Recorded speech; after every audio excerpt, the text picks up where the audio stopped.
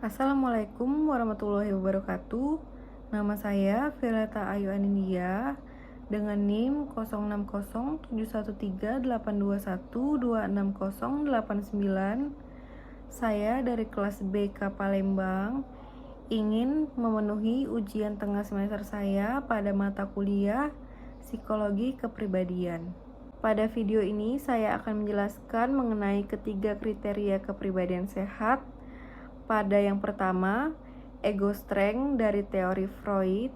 Lalu yang kedua adalah creative self dari teori Jung dan Adler. Lalu yang ketiga adalah mampu melakukan kompensasi bagi perasaan inferiornya menurut teori Adler. Pembahasan pertama mengenai ego strength, teori dari Freud, adalah dalam teori kepribadian psikoanalitik Freud, kekuatan ego atau ego strength adalah kemampuan ego untuk menangani secara efektif tuntutan id, superego, dan ego atau realitas. Dalam kesehatan mental, kekuatan ego sering digunakan untuk menggambarkan kemampuan individu untuk mempertahankan identitas dan rasa diri mereka dalam menghadapi rasa sakit, kesusahan, dan konflik. Para peneliti juga menyarankan bahwa memperoleh pertahanan baru dan mekanisme coping merupakan komponen penting dari kekuatan ego atau ego strength. Bagi orang yang memiliki kekuatan ego yang kecil, mungkin merasa terbelah antara tuntutan-tuntutan yang saling bersaing. Sementara mereka yang memiliki kekuatan ego yang terlalu besar dapat menjadi terlalu keras dan kaku. Pembahasan kedua adalah creative self dari teori Adler dan Jung. Creative self adalah faktor yang sangat penting dalam kepribadian individu, sebab hal ini dipandang sebagai penggerak utama dan sebab pertama bagi semua tingkah laku. Dengan prinsip ini, Adler ingin menjelaskan bahwa manusia adalah seniman bagi dirinya sendiri. Manusia lebih dari sekedar produk lingkungan atau makhluk yang memiliki pembawaan khusus. Manusia adalah yang menafsirkan kehidupannya sendiri. Manusia juga menciptakan struktur pembawaan, menafsirkan kesan yang diterima dari lingkungan kehidupannya, lalu mencari pengalaman yang baru untuk memenuhi keinginan untuk superior dan meramu semua itu sehingga tercipta diri yang berbeda dari orang lain. Manusia mempunyai gaya hidup sendiri, namun diri kreatif ini adalah tahapan di luar gaya hidup. Gaya hidup adalah bersifat mekanis dan kreatif, sedangkan diri kreatif atau creative self adalah yang lebih dari itu.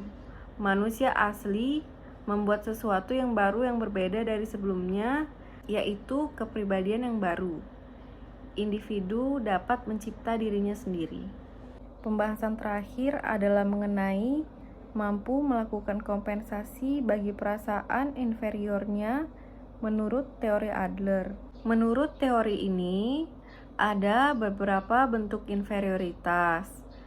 Menurut Adler, inferioritas dimulai dari inferioritas organ. Inferioritas organ adalah kenyataan bahwa setiap manusia memiliki kelemahan sekaligus kelebihan tertentu, baik secara anatominya maupun fisiologinya. Lalu, Adler juga menyatakan bahwa tidak jarang orang yang dalam menghadapi inferioritas organik semacam ini dengan cara kompensasi. Mereka berusaha menutupi kelemahannya dengan berbagai cara, yaitu kelemahan secara fisik bisa diatasi dengan cara melatihnya, bahkan bisa menjadi lebih kuat dibanding yang lain. Lalu cara kedua adalah mengkompensasi kelemahan fisiknya secara psikologis, karena masalah-masalah fisik ini bisa mendorong perkembangan bakat atau gaya kepribadian tertentu. Lalu yang kedua adalah menurut Adler, orang-orang lebih banyak mengidap inferioritas psikologis. Inferioritas yang kedua ini adalah inferioritas seperti orang yang dilabel bodoh, nakal, lemah, dan lain-lain. Inferioritas ini yang menjadi persoalan bukan lagi inferioritas jasmaniah, karena secara fisik tidak kurang apapun tapi perlahan-lahan mulai membenci dirinya sendiri. Kemudian orang akan mencari kompensasi dengan cara mencari sisi baik dari kekurangan-kekurangan tadi. Kompensasi itu didapat dengan cara berusaha untuk lebih baik di bidang yang lain, akan tetapi pada waktu yang sama akan memelihara perasaan inferioritas tadi.